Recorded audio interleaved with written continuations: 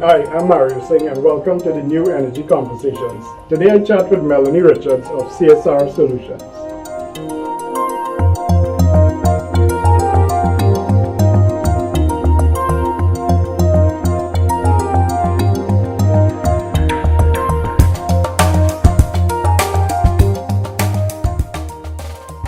So Melanie, we've heard a lot about sustainability and ESG. Are there any global standards by which companies and governments and businesses could report on?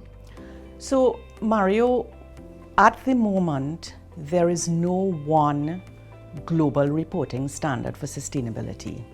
There are a number of standard setting bodies that we would be familiar with. For example, the Global Reporting Initiative, which NGC uses, and there are others.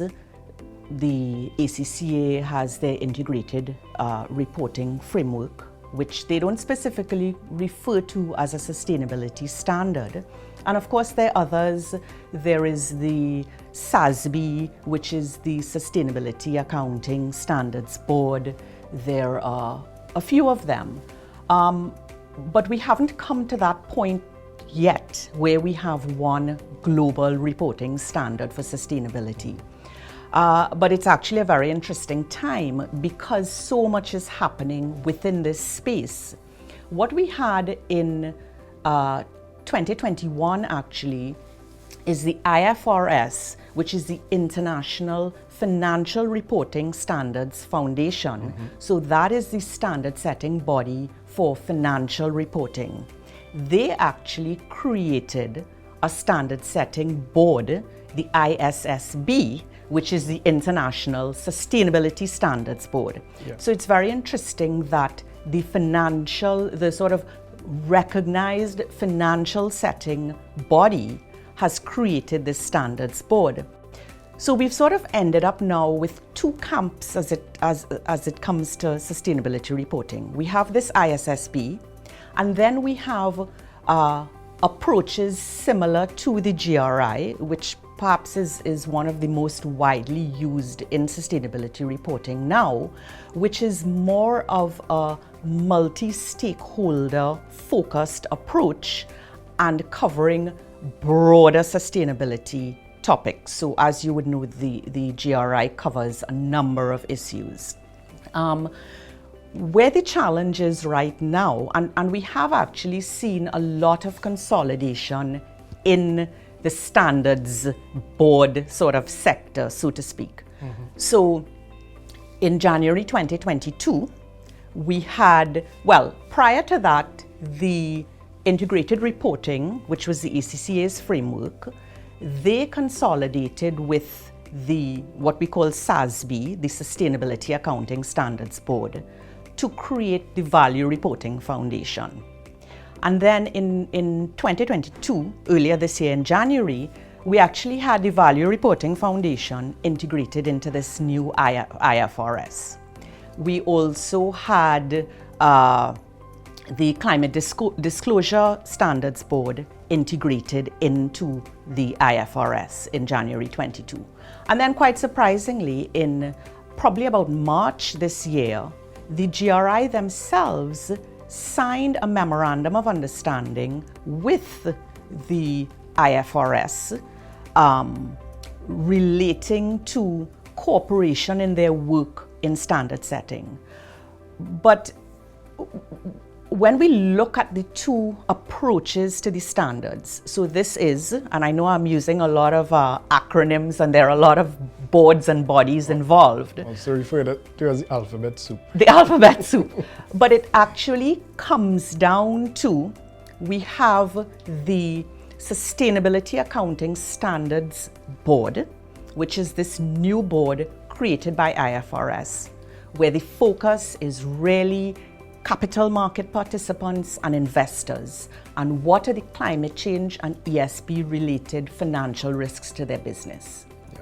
Then in the other camp, we have the GRI type, which is more of a multi-stakeholder. Their audience is far beyond investors. They're looking at community users, stakeholders, all of the users within all of the stakeholders within the organization. So I would say if we had to look at the differences, there's certainly a difference in terms of the audience. Who is this reporting standard catered to?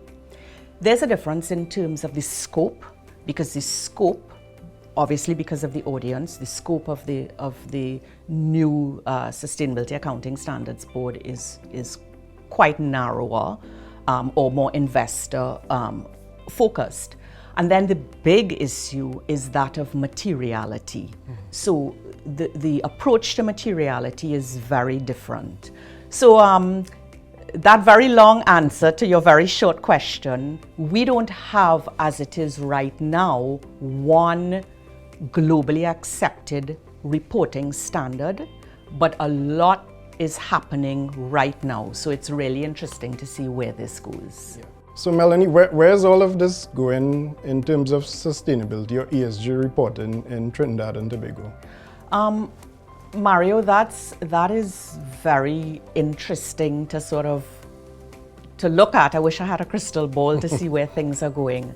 I think we need to move to a point, and I think we eventually will move to a point where these things will be regulated to some extent.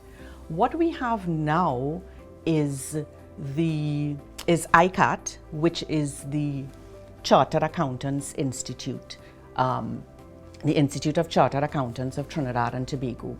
So ICAT was established by an Act of Parliament in 1970, and they have responsibility for accounting standards, setting accounting standards in Trinidad and Tobago.